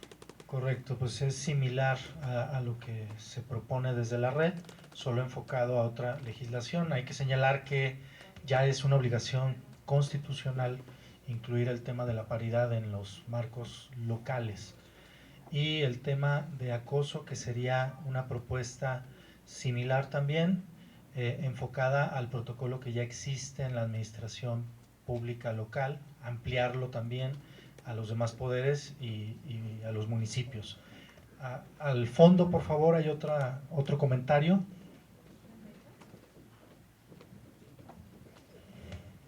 Gracias. Raúl Simancas, nuevamente de la Contraloría del Estado, abonando efectivamente a lo que bien señala la licenciada Alejandra. La intención es que, como bien se puntualiza a nivel constitucional, tanto de los Estados Unidos mexicanos, se habla ya de una paridad de género conforme a la reforma recién publicada el 6 de junio. La propuesta también de Contraloría es homologar estos criterios federales en nuestra legislación local y, como consecuencia de una paridad de género que actualmente es una problemática que se da pero no se ha contemplado. ¿A qué me refiero? En los universos de las autoridades donde se desenvuelven, si implementamos la paridad de género siempre tendiente a un 50-50, se empiezan a generar problemas de acoso y de hostigamiento. Ya hay normatividad que lo regula. Lo que nosotros proponemos es, a la par de que generemos esa homologación en paridad, cuidemos los aspectos que regulan y las obligaciones de prevenir esas conductas derivadas de la paridad de género. Es ahí donde bien puntualizó la licenciada Alejandra, para que en la normatividad, en este caso la de igualdad entre hombres y mujeres, coexista ya la obligación general a los entes públicos del Estado de procurar evitar esas consecuencias de una paridad de género. Va en un sentido preventivo y de abono para agregar a lo que aquí ya se ha puntualizado por los diferentes participantes. Gracias. Muchas gracias, muy bien. Otra opinión también en la mesa del fondo, por favor. Bueno, esto es en contestación de mi compañero. El acoso y el hostigamiento no es consecuencia de la paridad, porque eso sería otra vez culpar a las víctimas que nosotros lleguemos a los espacios. Es que nosotros provocamos que los caballeros nos acosen o nos hostiguen. Y el hostigamiento y el acoso sexual no solamente es de hombres hacia mujeres. También una mujer que llega a los puestos de poder puede acosar a un hombre siendo su trabajador. Entonces, estos mecanismos, ya hay uno que se metió, que es el acoso, y creo que debe ser una responsabilidad del director de cada área bajarles y saber que el acoso se castiga igual que el hostigamiento laboral y tiene consecuencias. Yo creo que más bien es que hagan público, que lean los reglamentos porque ya están y se los podemos hacer llegar, pero no tiene que ver con la paridad porque es un fenómeno que se da y que se tiene que acabar, pero sería decir que es culpa de nosotras.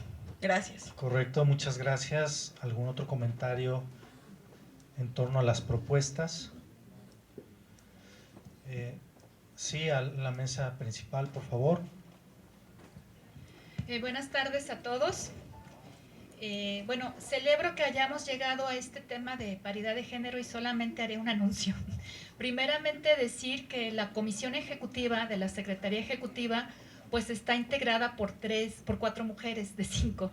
Las 3 consejeras del CPS, la doctora Anel Vázquez, la doctora Lucía Almaraz, quien se tuvo que retirar, la doctora Nancy García, su servidora, siendo minoría pues el doctor Jesús Ibarra en esta ocasión en la comisión ejecutiva, ¿verdad? Sin problema.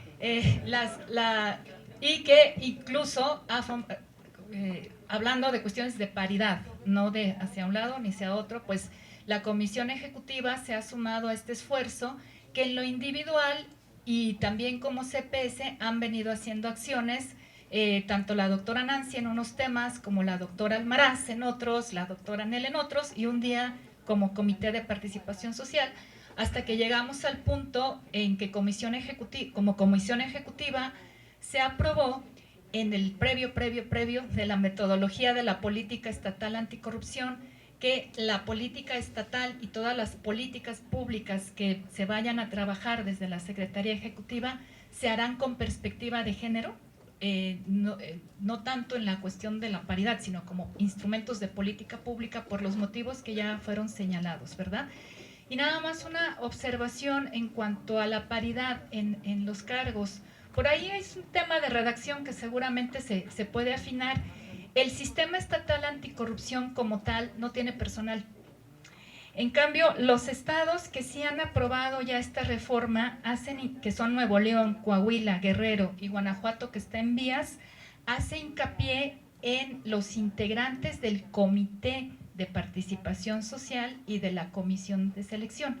El sistema no es una institución, no tiene personal a cargo, no podría cumplir con esta disposición ya normativa y como lo señalaba la compañera, pues es más bien hablar de que no habrá más de 3 integrantes, porque como cuando es número impar el asunto de un mismo género, ¿verdad? Porque si no serían 2 y medio y eso está como un poco difícil de hacer, ¿no? Pues unirme a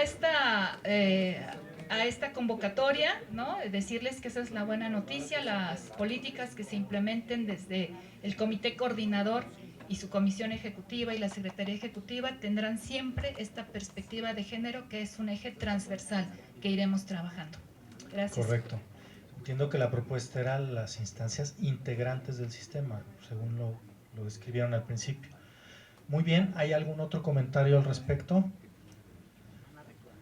Si no es así, entonces les pediría avalar las propuestas que nos han hecho llegar, levantando la mano y prácticamente hemos concluido las 6 mesas. Perdón, todavía me dice Gilberto, hay una propuesta de Tlaquepaque. Sí me gustaría si nos puede comentar un poco con más detalle la reforma, entiendo, al artículo 36 de la ley del sistema estatal. Alfredo, en la mesa del centro. Buenas tardes, del consejero del CPS y presidente del Comité Coordinador de Tlaquepaque. Esta propuesta es para incluir en el artículo 36 de la Ley Estatal del Sistema Anticorrupción del Estado. Es sobre lo siguiente: que se cualifiquen los perfiles de los integrantes del Comité de Participación Social municipales. Esta situación es importante porque abonaría mucho a que los perfiles de los integrantes de los comités municipales se cuiden y que de alguna manera se pueda garantizar un poquito más el trabajo y el desempeño dentro de los comités. A ello yo propongo también que se pueda crear algún órgano especializado, ya sea dependiente del sistema estatal, para precisamente capacitar a los aspirantes que quieran ocupar los cargos en los sistemas municipales, para cuidar más el desempeño y que conozcan las funciones y la estructura a lo que van a ir a trabajar dentro de los comités municipales. Entonces es importante que pudiera haber en ese sentido mayor capacitación para los que precisamente aspiran a ocupar estos puestos previo a participar en las convocatorias públicas. Ahora, otro tema es que se señale precisamente el hecho de realizar convocatorias públicas abiertas y transparentes para el proceso de elección de estos aspirantes a ocupar los sistemas municipales anticorrupción, ya que actualmente pues no está previsto en la ley estatal anticorrupción ni precisamente en el reglamento del sistema anticorrupción de Tlaquepaque, pues tampoco está previsto esta situación de las convocatorias públicas. Entonces, por lo tanto, la considero importante que se pudiera clarificar desde la ley estatal. Muy bien, me parece que este tema va de la mano con aquella propuesta que se discutió en la primera mesa sobre la creación de sistemas municipales. Si recuerdan, en esa ocasión se determinó por esta mesa el estudio de la mejor alternativa para integrar a los sistemas municipales o lo que fuera más funcional. Si estás de acuerdo en ese marco, también se diseñaría los perfiles y las propuestas de capacitación que pudieran incluirse desde la ley estatal. ¿Sí? La problemática de la exposición de motivos ya se la hice llegar aquí al maestro Jesús. No la voy a leer ahorita toda para no extenderme, pero sí hay una exposición de motivos de la problemática más específica y cómo se podría abordar y en qué ayudaría. Correcto, tomaríamos en cuenta también entonces esa exposición de motivos para determinar el diseño de lo que serían los sistemas municipales o aquello que funcionaría como un sistema municipal anticorrupción, incluyendo esta parte que tiene que ver con capacitación y selección de los integrantes ciudadanos de esos sistemas. Entonces, el acuerdo sería dejarlo en aquella mesa. Muy bien. Bueno, ¿hay alguna otra propuesta que consideren se hizo llegar y no se ha comentado? Si no hay otra propuesta, entonces concluiríamos el ejercicio de estas mesas, y es importante mencionar ahora en este momento algo que indicaba la diputada Mirza. ¿Cuál es la hoja de ruta que estamos planteando? Pues bien, tal y como se proyecta aquí, aunque las letras son pequeñas, pero lo explico rápidamente. Esta primera etapa, que es el número 1 de la tabla que observan a su izquierda, tiene que ver con la discusión, con los foros, con las mesas, la recepción de propuestas y pues sobre todo el logro de estos consensos que ustedes pues han participado en ellos. La segunda parte es una etapa más relativa a la revisión por parte de especialistas, tanto del ámbito académico como también las observaciones y aportaciones del Comité Coordinador del Sistema Anticorrupción, especialmente de la Secretaría Ejecutiva. Estamos pensando para esta segunda etapa dar el mes de agosto para que especialistas de distintas universidades, académicos, además del Comité Coordinador, nos hagan llegar las observaciones a todo este mar de propuestas. Obviamente algunas no serán viables, vendrán otras mejores, y la idea es tener a finales de agosto una propuesta muy clara, un paquete de reformas que se entregarían en los primeros días de septiembre a la Comisión de Vigilancia y Sistema Anticorrupción en un formato ya de dictámenes legislativos. Esperamos que siga el proceso esta comisión ordinario. Desde luego esto no quiere decir que estamos los que hemos participado en esta mesa excluidos de esta discusión y las propuestas que vienen. Lo que les pediríamos es regularmente poder acceder a la página donde estamos poniendo los insumos de estas mesas.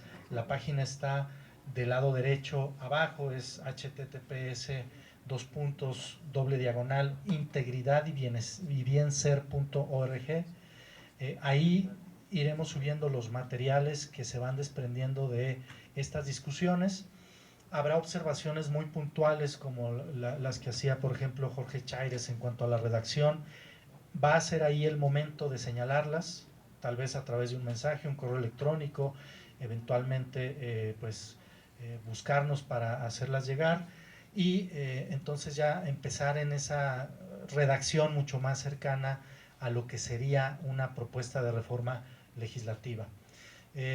Otra cosa importante que hay que mencionar es que hay un compromiso muy claro tanto de la Comisión como del Congreso en lograr la mayor incorporación de propuestas. Esto es buscar el cómo sí se puede, más que el establecer barreras y obstáculos a las propuestas que se han hecho en esta mesa, y bueno, en eso estaremos también muy al pendiente.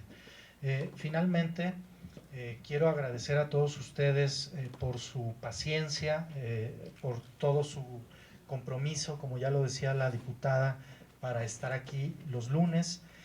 No puedo dejar de reconocer el trabajo de Gilberto Tinajero, que bueno, especialmente él fue el que estuvo recopilando todas las propuestas, haciendo los cuadros, indicando más o menos la hoja de ruta de cómo llevarlo.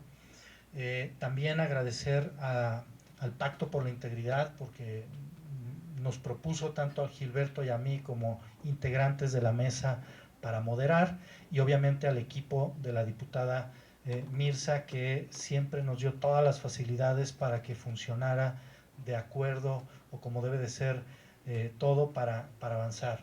Y bueno, no me quedan solo más que mencionar pues que el ejercicio que ocurrió, que está ocurriendo en esta mesa, es lo más similar a lo que los teóricos de la democracia deliberativa califican como tal.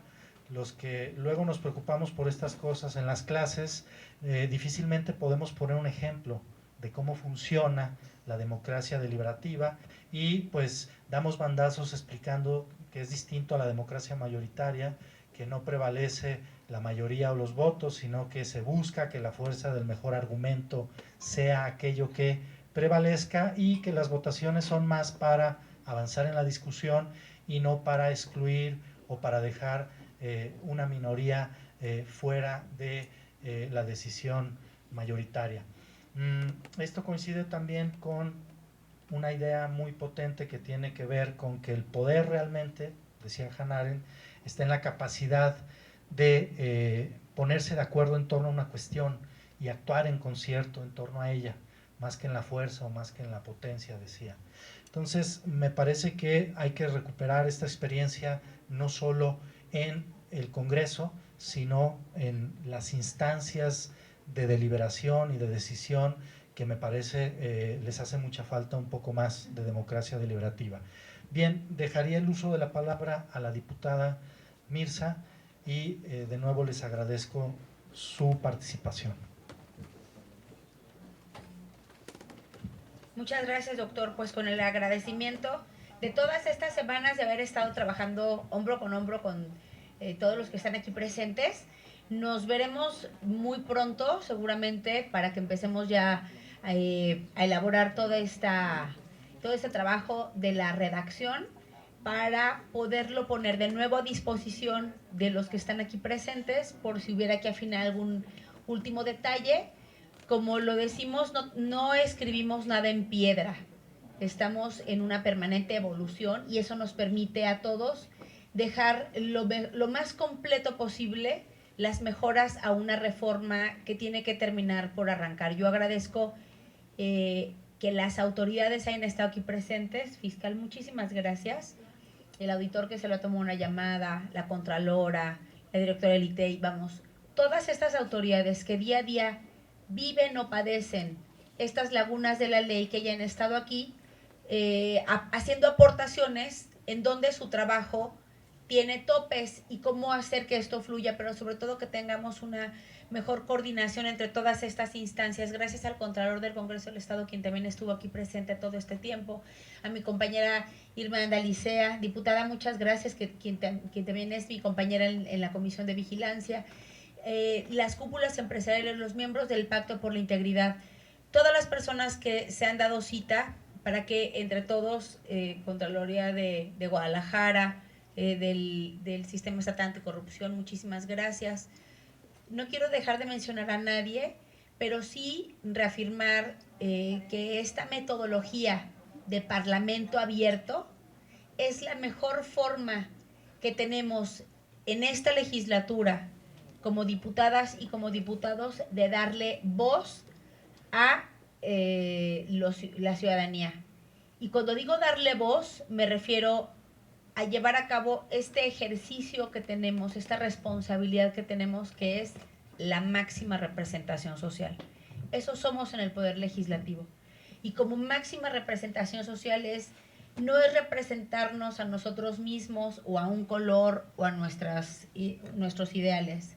Es la máxima representación social de lo que la ciudadanía requiere y necesita para tener mejores condiciones para habitar nuestro estado y para, como siempre, ser punta de lanza y ejemplo a nivel nacional de lo que juntos podemos hacer. Muchísimas gracias y hasta muy pronto.